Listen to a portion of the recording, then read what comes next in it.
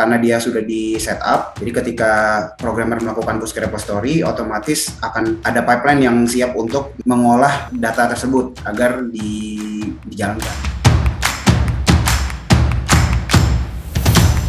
Ini ada ya bisa dibilang 3 environment. Ada yang di bawah kiri ini lokal, terus di sini ada environment yang isinya ada 2 instance di situ, ada di satu virtual VPC, dan yang satu lagi ini adalah environment Kubernetes. Jadi di sini dilakukan provisioning oleh COPS, sedangkan yang ada di sini provisioningnya dilakukan oleh dari lokal. Jadi kira-kira gambaran besarnya seperti itulah. Jadi di local environment ini ada yang dilakukan adalah yang pertama development aplikasi. Jadi ada 3 aplikasi yang dikembangkan yang nantinya kalau dilihat di sini local environment ini berhubungan dengan GitHub. Jadi nanti dari developer dia melakukan push ke repository apabila aplikasi telah ada fitur yang perlu diupdate. Nah, kemudian yang kedua adalah di sini melakukan provisioning dari Amazon di situ itu sendiri.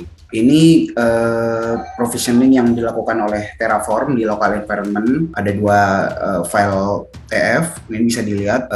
Ini adalah config yang saya gunakan. Di sini saya menggunakan ini ada 2 resource yang diatur. Yang pertama security groupnya, yang kedua adalah si instance-nya itu sendiri, ini bisa dilihat di sini. Kemudian lanjut ke VPC 1. Jadi VPC yang pertama ini adalah VPC IBAN DevOps 1. Di sini ada 2 instance. Yang pertama adalah instance server Jenkins, yang ini dilakukan provisioning oleh Terraform. Nah, Jenkins instance ini tujuannya apa? Ini untuk melakukan CI/CD. Jadi tools-tools yang ada di dalamnya itu ada kubectl, terus habis itu ada config, Docker, dan Jenkins. Dan juga Jenkins di sini ada plugins-nya juga. Jadi untuk mensupport si CI/CD-nya itu sendiri. Adapun yang kedua, ini yang Jenkins, yang di atas ini adalah instance COPS. Jadi di COPS ini dia melakukan provisioning untuk Kubernetes clusternya.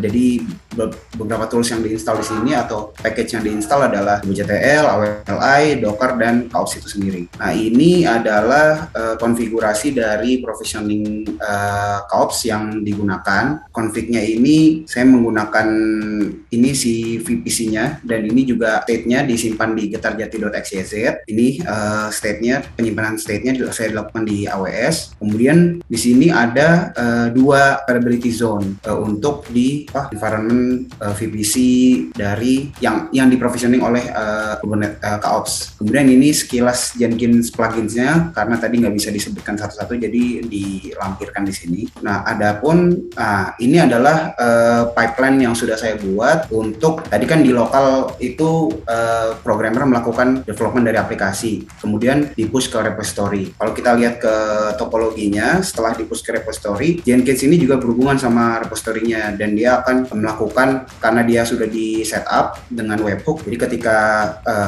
programmer melakukan push ke repository, otomatis akan ada pipeline yang siap untuk mengolah si data tersebut agar dijalankan. Nah, ini adalah si Jenkins-nya. Nah, ini si pipeline yang udah saya buat.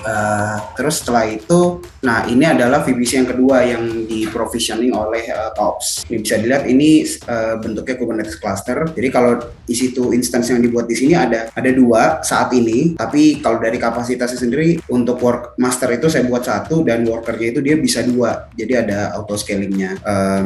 Terus dari beberapa isi itu ini dia membuat sebuah Kubernetes cluster. Nah, di Kubernetes cluster ini ada 3 namespace.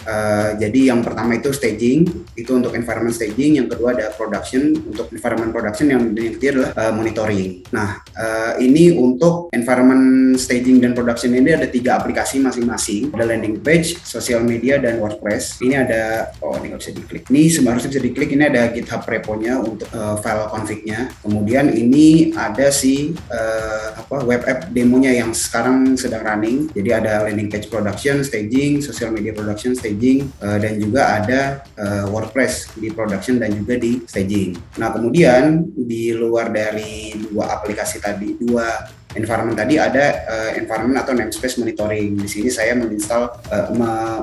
mendeploy 2 service, yaitu untuk monitoring Prometheus dan Grafana. Nah, ini untuk monitoring toolsnya sendiri. Ini juga sekarang udah running. Dan yang terakhir Untuk biaya dari proyeksi biaya dari topologi yang sudah saya buat tadi ada dua. Yang pertama untuk minimum load, karena tadi kan saya buat auto scaling group tuh untuk worker node di Kubernetes clusternya. Untuk minimum load harganya sekian nih, untuk harga 6 bulan $3.200. Kemudian kalau untuk maksimum loadnya dia 3.400 sekian dolar.